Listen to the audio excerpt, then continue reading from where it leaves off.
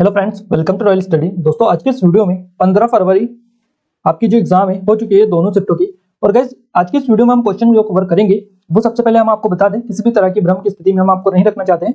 देखिए, first shift के जो क्वेश्चन मिले हैं आज हमें थोड़े से कम क्वेश्चन मिले हैं, काफी कम क्वेश्चन हमें आज मिल पाए हैं जो कि हम इस वीडियो में आपको बताने वाले हैं। और वैसे तो क्वेश्चन जो है हम आप पूरी डिटेल के साथ आपको जैसा कि बताते ही है, बट आज जो है क्वेश्चन थोड़े से कम मिले हैं, उसकी वजह से हम आपको पहले ही बता दें। और सेकंड शिफ्ट के जो क्वेश्चन है गाइस, वो अभी तक हमें नहीं मिल पाए हैं। जिनका भी पेपर था सेकंड शिफ्ट में, वो आप या तो कमेंट बॉक्स में कमेंट करके क्वेश्चन बता दीजिएगा, या आप हमें हमारे नंबर पर एप्लीकेशन पर चैटिंग के माध्यम से सेंड कर दीजिएगा, टेलीग्राम पर भी आप सेंड कर दीजिएगा। अगर आप हमें हमारे नंबर पर सेंड करना चाहें तो हमारे ये नंबर है, ये नंबर आप नोट डाउन कीजिएगा। इन नंबर पर आप हमें व्हाट्सएप पर नंबर जो क्वेश्चन है सेंड कर सकते हैं। और फर्स्ट शिफ्ट के भी क्वेश्चन हमें जरूर सेंड करें, क्योंकि काफी कम क्वेश्चन आज मिले हैं हमें। जब तक पूरे क्वेश्चन 20 क्वेश्चन और साइंस के भी क्वेश्चन पता नहीं चल पाते, तब तक हमें एनालिसिस का अच्छे से पता भी नहीं चल पाएगा और आप लोगों को भी नहीं चल पाएगा। तो जिन लोगों का पेपर था वो जरूर से ही नंबर पर क्वेश्चन जरूर सेंड करें। अगर आपको टाइपिंग करके नहीं कर सकते हैं तो किसी भी माध्यम से करें, बट क्वेश्चन जरूर से सेंड आप करें। क्लियर है? अब फाइनली स्टार्ट करते हैं। इस वीडियो की पीडीएफ फाइल आप टेलीग्राम से डाउनलोड कर सकते हैं या एप्लीकेशन को भी आप डाउनलोड कर सकते हैं। फाइनली स्टार्ट करते हैं गाइस पहले क्वेश्चन से। पहला क्वेश्चन आपका पूछा गया है, भारत का पहला राष्ट्रीय उद्यान कौन सा है? देखिए, ये भारत का पूछा गया था या फिर उत्तराखंड का आपसे पूछा गया था कि उत्तराखंड का कौन सा राष्ट्रीय उद्यान है पहला। कोई भी पूछा जाए आपका, देखिए उत्तराखंड का भी आपका यही है जिम कॉर्बेट, और भारत का पूछा जाए वो भी आपका यही पर है, Jim Corbett national park. Bharat में पहला राष्ट्रीय जो उद्यान बना था 1930 में, हेली नेशनल पार्क के रूप में स्थापित इसको किया गया था। और इसे जो है जिम कॉर्बेट नेशनल पार्क को हेली नेशनल पार्क के नाम से पहले जाना जाता था। 1936 में स्थापित किया गया था हेली नेशनल पार्क के रूप में। अब इसे जिम कॉर्बेट राष्ट्रीय उद्यान के नाम से जाना जाता है। जिम कॉर्बेट जो नेशनल पार्क है, ये भारत का सबसे पुराना राष्ट्रीय उद्यान है। क्लियर है? तो सबसे पुराना होगा तो बेसिकली पहला ही होगा वो। और Jim Corbett national park Nainital जिले और उत्तराखंड की पौड़ी गढ़वाल जिले में स्थित है। तो ध्यान रखिएगा ये चीजें भी आप कि कहां पर ये स्थित है। नेक्स्ट क्वेश्चन की ओर आगे बढ़ते हैं। अगला क्वेश्चन है हमारा, लोसार त्योहार कहां मनाया जाता है? ये मनाया जाता है आपका सिक्किम में। सिक्किम आपको ऑप्शन में मिला था। वैसे तो ये कई सारी जगहों पर मनाया जाता है लोसार त्योहार। हिमाचल प्रदेश में भी बेसिकली मनाया जाता है। 2020 का जो मनाया गया लोसार त्योहार, ये हिमाचल प्रदेश में ही मनाया गया। 2022 का मनाया गया, अभी रिसेंटली जनवरी में मनाया गया 2022 का, ये आपका लद्दाख में मनाया गया।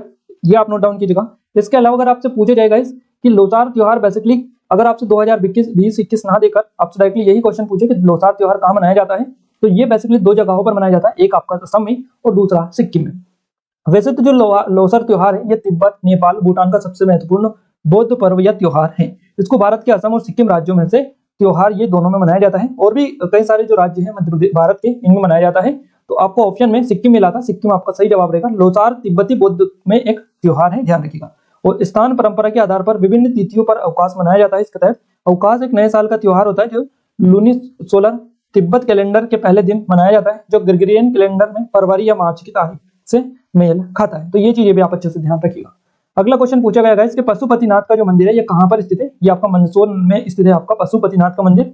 अगर आपसे पूछा जाए कि किस नदी के किनारे स्थित है, तो गाइस यहाँ पर एक सिवना नदी बहती है, सिवना नदी। इस नदी के किनारे ही ये पशुपतिनाथ जी का मंदिर स्थित है। पशुपतिनाथ मंदिर भारत देश के मध्य प्रदेश राज्य में मंदसौर जिले में एक प्राचीन मंदिर ये है, और यह मंदसौर नगर में सिवना नदी के किनारे बसा हुआ है। पशुपतिनाथ की मूर्ति पूरे विश्व में अद्वितीय प्रतिमा है, और ये प्रतिमा इस संसार की एकमात्र प्रतिमा है जिसके 8 मुख है और अलग अलग मुद्राओं में दिखाई देते हैं। इस प्रतिमा की भी अपनी अलग कहानी है। खैर, ये चीज तो हुई, बट आपको याद क्या रखना है? आपको याद ये रखना है कि ये भारत की और संसार की एकमात्र प्रतिमा आपको मिल रहा है। तो इसके लिए आपको थोड़े से पॉइंट याद रखने को, 8 मुख इसके हैं, ये भी आप नोट डाउन कीजिएगा कि पशुपतिनाथ की जो मूर्ति है, प्रतिमा है, इसके कितने मुखी प्रतिमा है, क्वेश्चन इस प्रकार से भी बन सकता है। तो 8 मुखी प्रतिमा ये है और अलग अलग मुद्रा में ये दिखाई देती है, सभी 8 मुखों में।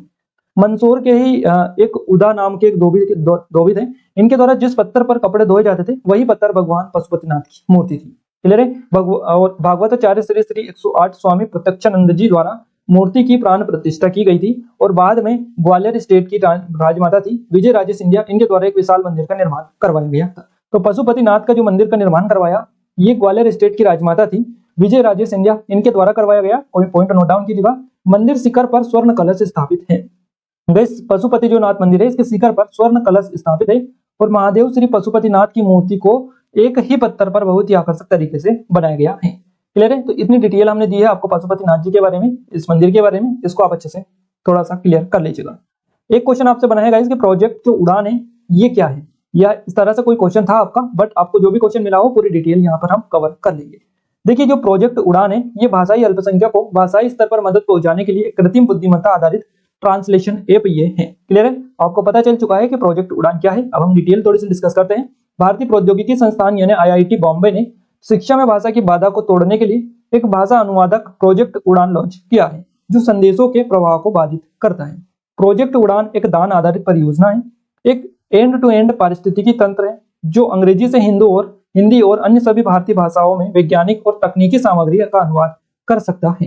प्रोजेक्ट उड़ान इंजीनियरिंग पाठ्यपुस्तकों और शिक्षण सामग्री और उच्च शिक्षा के सभी मुख्य विषयों का वांछित भाषा में अनुवाद करने के लिए एक एसआई आधारित अनुवाद सॉफ्टवेयर पारिस्थितिकी तंत्र का उपयोग करता है जो इस पर डोमेन और भाषाई विशेषज्ञों की एक टीम द्वारा मैनुअल रूप से काम करने वाले समय के 6वें हिस्से के लिए में से लिया जाता है। तो ये थोड़ी सी चीजें हैं आपकी क्या प्रोजेक्ट उड़ान से रिलेटेड। आप देख लीजिएगा क्या क्वेश्चन आपका बना है। अगला क्वेश्चन पूछा गया मध्य प्रदेश में वन नीति जो है कब से लागू हुई। ये आप नवीनतम अगर आपसे पूछ रहे हैं 4 अप्रैल 2005 आपका सही जवाब रहेगा। 4 अप्रैल 2005 को मध्य प्रदेश की नई वन नीति पूछी जाए तो 4 अप्रैल 2005 को राज्य मंत्रिमंडल ने मंजूरी प्रदान की तथा इसे लागू करने को वन विभाग को अधिकृत कर दिया था। 4 अप्रैल 2005 सही जवाब रहेगा। अगला क्वेश्चन बना है मध्य प्रदेश के प्रथम मुख्य न्यायाधीश कौन है। इनका नाम है मोहम्मद हिदायतुल्लाह। मध्य प्रदेश के पहले मुख्य न्यायाधीश है जबलपुर उच्च न्यायालय के। और अगर आपसे पूछे जाए कि मोहम्मद हिदायतुल्लाह किस उच्च न्यायालय के अंतिम मुख्य न्यायाधीश थे तो ये नागपुर जो उच्च न्यायालय था, पहले जबलपुर से पहले हुआ करता था नागपुर उच्च न्यायालय, इसके अंतिम मुख्य न्यायाधीश थे ये मोहम्मद हिदायतुल्लाह और जबलपुर उच्च न्यायालय के पहले मुख्य न्यायाधीश है। अगला क्वेश्चन है रानी की वाव। रानी की वाव ये कहां पर स्थित है तो ये आपकी गुजरात में स्थित है। रानी की वाव भारत के गुजरात राज्य के पाटन में स्थित प्रसिद्ध बावड़ी है। सीढ़ीदार कुआं भी इसको बोला जाता है। तो वाव जो होता है ये बावड़ी को ही कहा जाता है।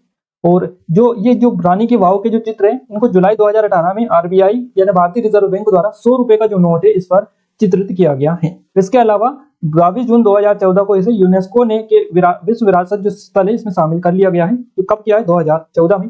पाटन को पहले अनहिलपुर के नाम से जाना जाता था जो गुजरात की पूर्व राजधानी थी। कहते हैं कि रानी की वाव वर्ष 1063 में सोलंकी शासन के राजा थे भीमदेव प्रथम। इनकी प्रेमिल स्मृति में उनकी पत्नी रानी उदयमित ने बनवाया था इसको रानी की वाव को। रानी उदयमित जूनागढ़ के चूड़ासमा सासारा केंगार की पुत्री थी। और यह जो वाव है ये 64 मीटर लंबा है, 20 मीटर चौड़ा है और 27 मीटर गहरा है। अगला क्वेश्चन बना है इसकी जटाशंकर की गुफाएं कहां पर स्थित है। होशंगाबाद जिले के पंचमढ़ी में स्थित है जटाशंकर की गुफाएं। बेसिकली इस तरह से काफी ज्यादा क्वेश्चंस बन रहे हैं। सतपुड़ा पर्वत श्रेणी में किस श्रेणी के अंतर्गत आती है जटाशंकर की गुफाएं। सतपुड़ा पर्वत श्रेणी के अंतर्गत आती है। जटाशंकर भारत के मध्य प्रदेश के होशंगाबाद जिले में पंचमढ़ी के उत्तर में स्थित एक प्राकृतिक गुफा हिंदू मंदिर ये है।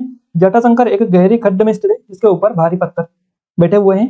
गुफा में स्टेलामाइट्स है जो कि प्राकृतिक रूप से गठित शिवलिंगों के रूप में पूजनीय है। तो ये चीजें रही जटाशंकर की गुफाओं के बारे में। अगला क्वेश्चन पूछा गया गाइस कि वित्त मंत्रालय में कितने सचिव होते हैं। तो वित्त मंत्रालय में बेसिकली 5 विभाग होते हैं और 5 ही सचिव यहाँ पर होते हैं। हर विभाग के अलग अलग सचिव होते हैं। तो भारतीय केंद्रीय वित्त मंत्रालय में निम्नलिखित 5 विभाग होते हैं। आर्थिक, कार्य, व्यय, राजस्व, वित्तीय सेवाएं और विनिवेश। ये 5 विभाग होते हैं। 5 विभागों के अलग अलग सचिव होते हैं। नेक्स्ट क्वेश्चन पूछा गया फीफा FIFA ये फीफा जो है ये कहाँ स्थित है। इस तरह से क्वेश्चन बना था आपका और वो एक बता रहे थे कि IFIU था। अब इस तरह से हमें तो कोई वर्ड नहीं मिला है, फीफा ही मिला है तो फीफा ही हमने लिख दिया है। ज्यूरिख स्विट्जरलैंड में स्थित है फीफा। और फीफा का जो मुख्यालय है ज्यूरिख स्विट्जरलैंड में। स्थापना कब हुई थी 21 मई को हुई थी 1904। नेक्स्ट क्वेश्चन पूछा गया मध्य प्रदेश में वंशानुगत शासन किसके बाद चालू हुआ। इस तरह से कोई क्वेश्चन था। एग्जैक्ट क्वेश्चन भी नहीं मिल पाया है और एग्जैक्ट राइट आंसर भी हमें पता नहीं चल पाया। अगर आपको पता है तो आप कमेंट कर दीजिएगा। बाकी ऑप्शन मिले तो राजा भोज, अशोक, शाहजहां, एक और कोई ऑप्शन था। मध्य प्रदेश में वंशानुगत शासन किसके बाद चालू हुआ था। इस तरह से कोई क्वेश्चन पूछा गया था। अगला क्वेश्चन है द्रविड़ शैली से क्वेश्चन आपका आया था। देखिए द्रविड़ जो शैली है ये कृष्णा और कुमारी अंतरीप के बीच फैली थी। द्रविड़ शैली के मंदिरों का आकार अष्टभुजाकार तथा शिखर पिरामिड के आकार के होते थे। तंजौर का वृद्धेश्वर मंदिर, कांची का कैलाशनाथ मंदिर और महाबलीपुरम के जो मंदिर है ये द्रविड़ शैली से बने हुए हैं। तो कभी भी क्वेश्चन आपको मिल सकता है कि कांची के जो कैलाशनाथ मंदिर है ये किस शैली के मंदिर बने हुए हैं। तो द्रविड़ शैली आपका सही जवाब रहेगा। आई थिंक हो सकता है इसी तरह से कोई क्वेश्चन आपको मिला होगा। नेक्स्ट लोक नृत्य से गाइस कल भी 3 क्वेश्चन आपके पूछे गए थे और आज भी 2 क्वेश्चन आज पूछे गए हैं लोक नृत्य से रिलेटेड। तो लोक नृत्य आई थिंक आपने कवर कर लिया होगा। हमने जीके की जुगाड़ में पहले ही वीडियो आपको दे दिया है। नेक्स्ट क्वेश्चन पूछा गया रेगिस्तान में कौन सी अभिक्रिया है। इस तरह से कोई क्वेश्चन आया था, उसमें उष्माक्षेपी अभिक्रिया उसका राइट आंसर था। अब आप देख लीजिएगा क्या यहाँ पर आपको मिला था। नेक्स्ट क्वेश्चन है ब्रेड को गर्म करने पर क्या निकलता है। इस तरह से कोई क्वेश्चन पूछा गया था एक। और एक क्वेश्चन था अंगोरा जो ऊन है यह किससे प्राप्त होती है। खरगोशों के बालों से यानी खरगोश से प्राप्त होती है अंगोरा ऊन। अंगोरा ऊन अत्यधिक मुलायम बुनने वाला रेशा ये है, और अंगोरा खरगोश जो है इनके बाल की ऊपरी जो त्वचा होती है इनसे बनता है। अगर आपसे पश्मीना की पूछी जाए कि पश्मीना ऊन किससे प्राप्त होती है, तो बकरियों के बाल से प्राप्त होती है। अंगोरा का पूछा जाए तो खरगोश के बाल से प्राप्त होती है।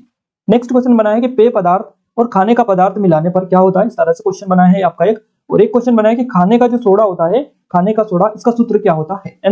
NaHCO3 इसका फुल फॉर्म होता है, ध्यान सूत्र होता है NaHCO3।